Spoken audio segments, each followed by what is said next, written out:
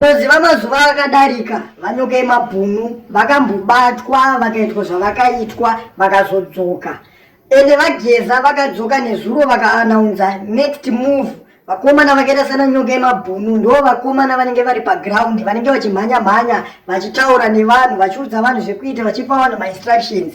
Zvaiko zvino tiri kusangana nemashoko ari kuratidza kuti varakashi vakomana veZANU-PF vakomana vaED Mnangagwa vatotanga mabasa avo nekuti unoziva vakomanawo vanotsvaga vanhu vese vanenge vachifambisa information. Tikuona panapa WhatsApp page raVanyokayemabhunu rine vanhu vanosvika ivo zvekuma 300,000 rahekwa harisi kushanda ende kwada kutarisa zvinhu zvakusendwa umomo muri kusendwa zvinhu zvisingaite zvinhu zvinonyadzisa. Unotonyatsoshaya kuziva kuti tiri kuendepi senyika nekuti munhu anoita pake achida kupfidzisa vamwe vanhu. Asi peji raVanyokayemabhunu risati rahekwa tiri kuona panapa pasendwa message yakanzi comrade and friends after a deep introspection I've come to realize that we have taken a wrong route. Togona pamwe pacho takaita mislead with excitement ne election result for Botswana and South Africa. Comrades ngatimirei cause President Mnangagwa's legitimate and win election twice. Nangandati let's wait until 2028 and see if he isn't saying the truth about not extending term of office. Then we can rekindle our revolution. Yes, we are now suffering in other countries. Vana comrade Geza now living like rats. Let's give him a chance and see after 2028 all the same hatingaite upenyu hwekungosura nyika yedu every now and again like Hopewell Chinono. Uyezve we can't have a situation where we argue vana vevamwe on social media to go break the law and do risky adventures. Isu tiri out of the country or in our homes. Next time let's be counted tiri pamberi kuti vanhu vaone kuti we mean business.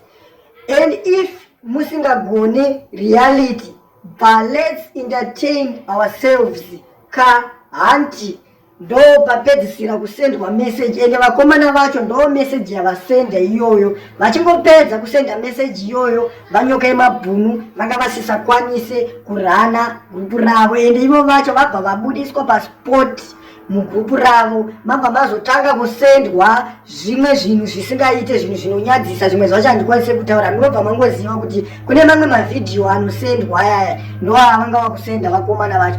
Asi tambozama kutsvaga Nyokayemabhunu panhamba dzavo dzetinogara tinadzo dzetinongotaura tinavo kuti tinzwe zvizere pamusoro penyaya iyi.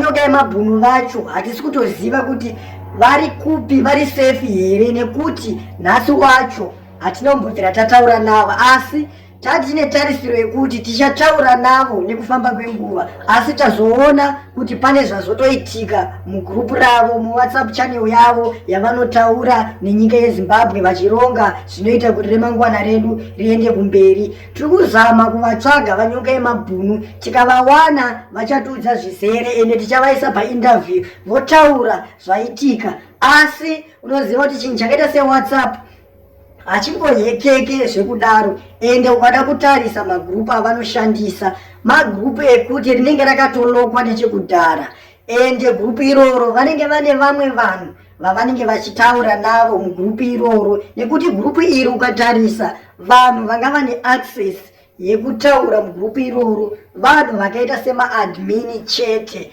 Saka sekufungawo kwangu tisati tataura naVanyokayemabhunu vachitipawo divi ravo tiri kutoona sekunge pakati pevamwe vavo vavaishanda navo vakavaedha kuita maadmin ndo pane mumwe wevamwe aita kuti gurupu iroro riende, kana kuti apiwa mari here akaedha mumwe munhu akamitowo admin akadzura vamwe vanhu akasara achirana gurupu, nekuti ukatarisa gurupu racho harina kana chachinjwa, zvinhu zvese zvanga zvirimo ndo zvichingorimo, ende ukatarisa kana zita chairo harina mbobvira rachinjwa, zita ranga riripo ndo richingoripo, asi zvinhu zviri kusendwa ipapo zvinhu zvinotonyadzisa, zvinhu zvinonyadzisira ndo zvinhu zvavari kusenda, ende chinangwa chavo chekusenda zvinhu zvakadaro varikuda kufinhura kuti munhu wese ari imomo abude kuti gurupu riparare. Asi tinongoziva kuti gurupu zvaro zviri zvenyika, sevana veZimbabwe vanoziva saidhi ravakananga ende nemunhu wavanoda. Tinovimba kuti Nyokayemabhunu tikavawana tikataura navo vachazama kugadzira rimwe gurupu, ende tinoziva kuti vanhu vakawanda vanovimba naVanyokayemabhunu vachagadzira rimwe gurupu vokupai lingi kusvika gurupu radzoka. Asi tinongoti kuna Nyokayemabhunu